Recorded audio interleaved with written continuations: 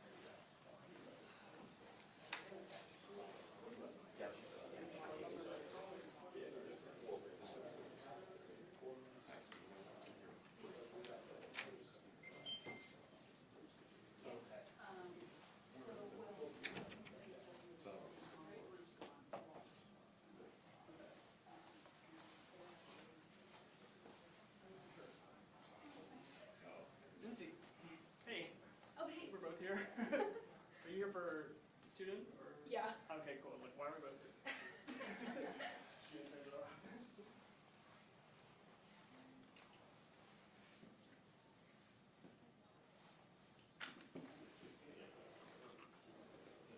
Yeah. I'm gonna get a wider shot for that.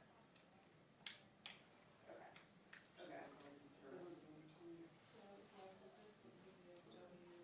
You guys see the footage?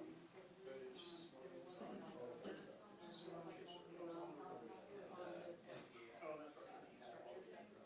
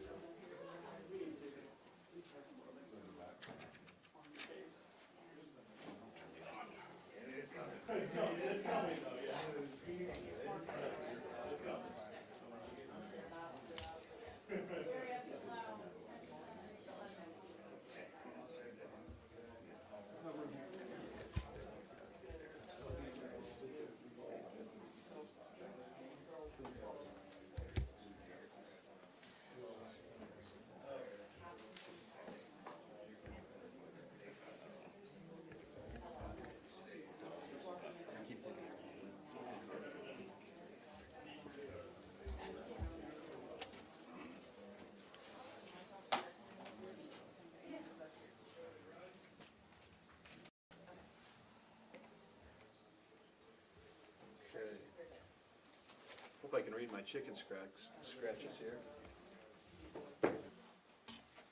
Okay, well, good afternoon. Appreciate everybody being here today. First and foremost, like I said at 9 o'clock this morning, I think the big message here is thank you. Thank you so much to the people that are covering this. We've had phone calls from all over the state of Indiana. We've had text messages. We've had emails. We've had so many phone calls, and the outpouring of support for this amazing community, it's just unbelievable. It really gives me goosebumps. As you know, there are many great things going on here in the city of Sullivan. This one's pretty tough, right? This is definitely a tough pill to swallow, but we definitely are showing that we're living by our city motto of taking time to care. Before we get started, I just want to thank, there's too many people to thank, right? My phone continues to go off, and I can't get back in touch with everybody, but a few folks I'd like to thank specifically, obviously our Lieutenant Governor, Suzanne Crouch. Lieutenant Governor, thank you so much. You're here today during this tough time, but Suzanne Crouch is here all the time, right? You're always a big advocate for rural communities, and you're a great friend, and you love the city of Sullivan, and we appreciate that. And I was just speaking with Lieutenant Governor Crouch. One thing we're going to talk about today, if there are some folks that are being misplaced, the IHCDA, which the Lieutenant Governor's office oversees, will provide vouchers. So if you know anybody that is affected, that'd be the 155 properties in the city limits, or the nearly 200 properties across the county that are affected, and if they need housing assistance, please contact City Hall. We're here at 110 North Main Street. You can contact us at 812-268-6077. So, Lieutenant Governor, we appreciate the IHCDA and their efforts there. Also want to thank Senator Bassler. I don't know if he's here right now, but I've been in contact with him today. Also, our State Representative Bruce Borders, State Fire Marshal Stephen Jones has been here today. Indiana State Police Superintendent Doug Carter, I spoke to him earlier on the phone today, and we do have Matt. He's here from the Indiana State Police to answer any questions for us here today as well. I said this earlier this morning, the cities and towns, the staff at AIM has done an amazing job of reaching out to us, and like I said, there's 123 mayors in the state, and I think I've heard from about 90% of them, so thank you. Big thank you to the city team, right? This isn't exactly in the playbook in city government, so the city team has stepped up. It's a Saturday, it's a weekend. They're truly living by the city's motto. Our county commissioners, you know, sometimes there's a little tension, right, between the city and the county, but I see Commissioner Waterman around here somewhere, and the other county commissioners, and definitely there's no tension. We're just taking care of people. I think the county would agree. I see some city council people here today. Former Mayor Gene Bonham is here today. Big thank you to the Knox County EMA, which has kind of taken over the situation, Mr. Streeter. Former Kokomo Mayor Greg Goodnight. Appreciate him coming down today because, as many of you know, Kokomo suffered two while he was there. So he definitely understands going through a tornado. And once again, Mayor Joe Yoakum from the city of Vincennes, who was here with me at 3 o'clock this morning, and him and his lovely wife are here today. So like I said, so many I'd really like to get around and thank. But let's get right to it.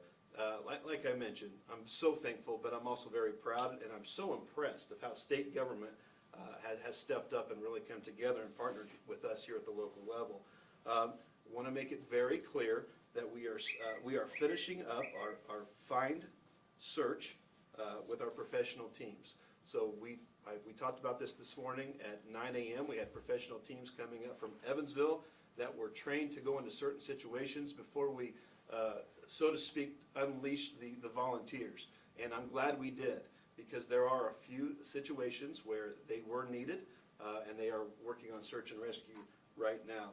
Heavily damaged structures, obviously, all over the area. We are right now in the response phase, and we will be moving to a long-term recovery phase over here over the next few days. Once again, that was the USAR, that's the Urban Search and Rescue out of Evansville. We appreciate their efforts. They have definitely identified a few homes that needed this specialty service.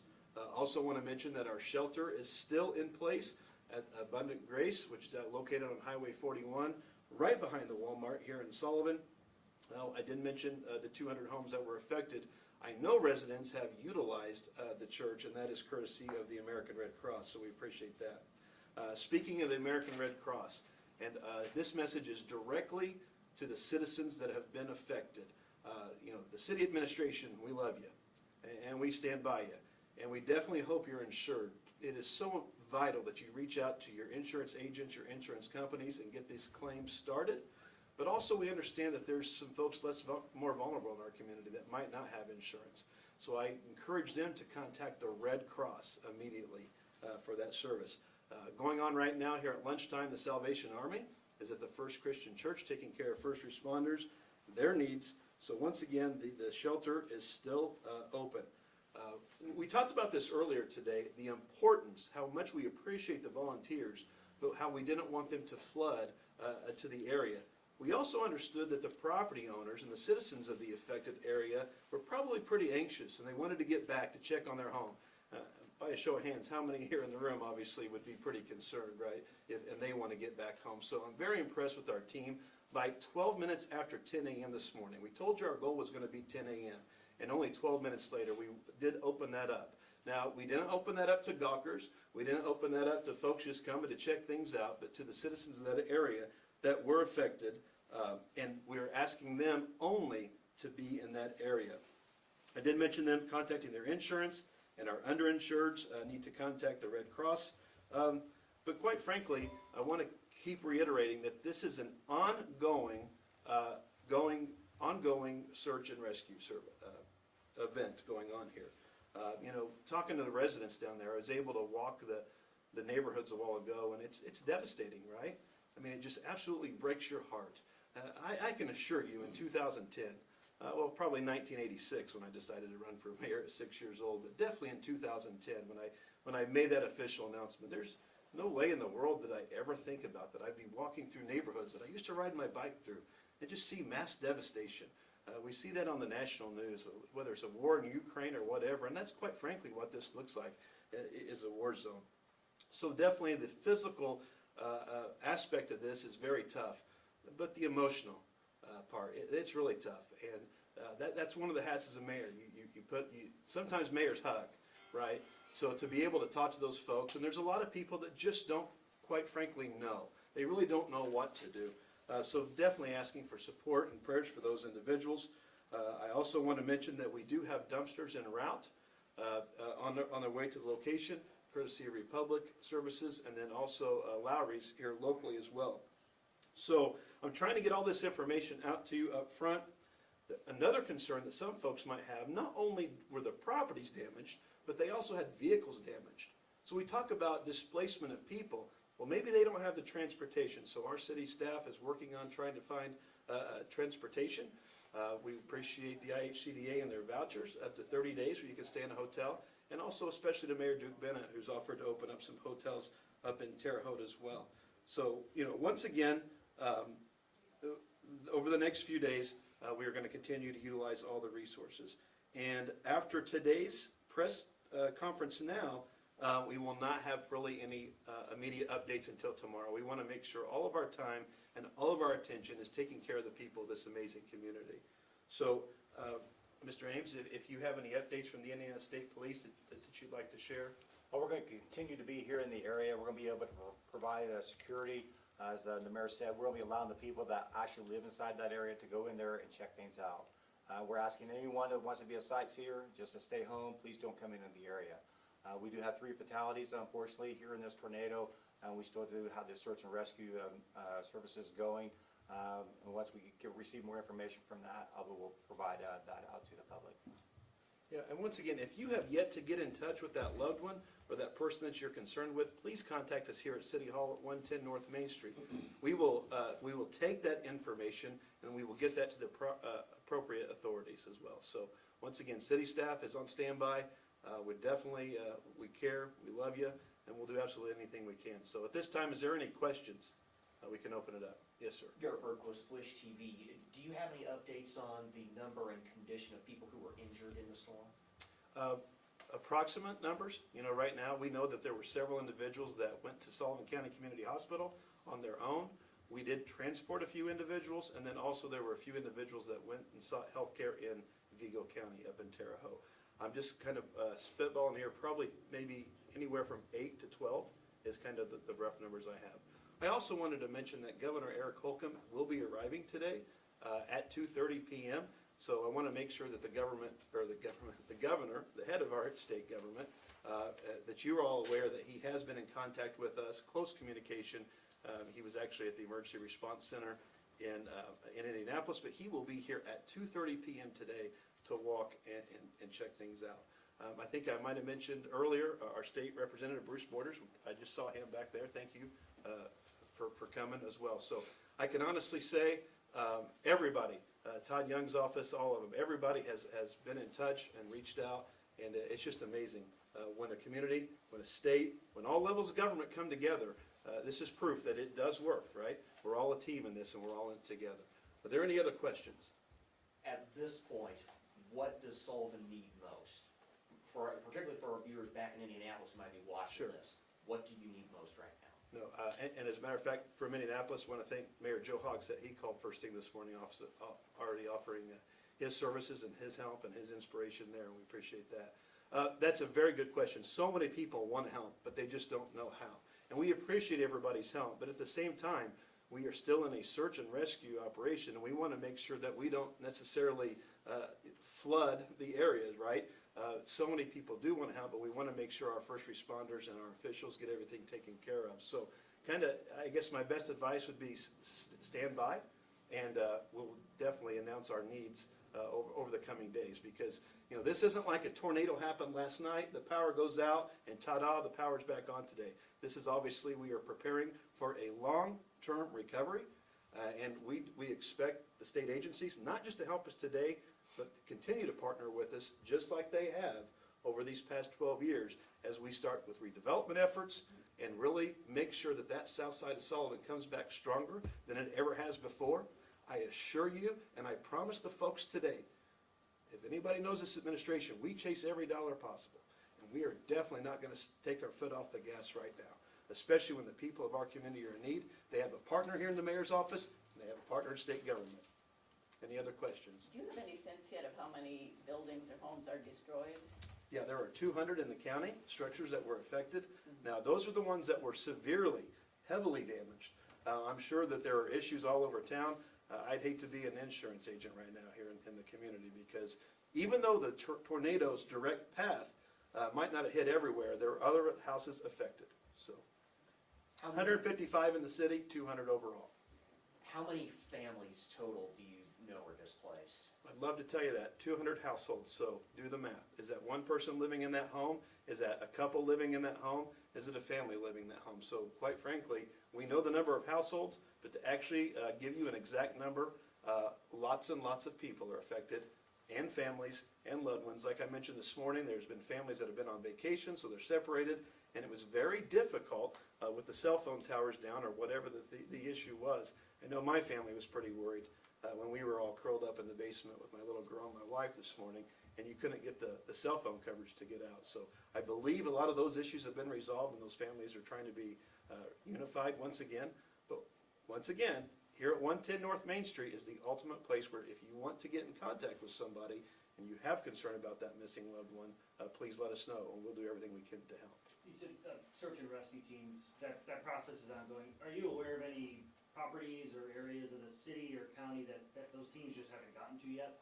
We are not aware of any of those, but we are aware of the properties, like I mentioned earlier, that actually needed professional assistance and not just some local folks to come in and help. So those are ongoing operations right now. So since search and rescue is still ongoing, there is the potential for more fatalities? We hope not, our prayers are not, but it's unknown at this time. Any other questions? Also want to thank State Senator John Ford. He's here with us today as well. Appreciate him and his efforts. Okay. All right, so we will send out a media advisory. If you want to leave your name and contact information when we update you tomorrow. But understand, that's why we can't sit around and talk like this. We have people to get taken care of, and we appreciate everybody's professionalism, their courtesy, and please, we ask for your continued prayers and love and support for this amazing community.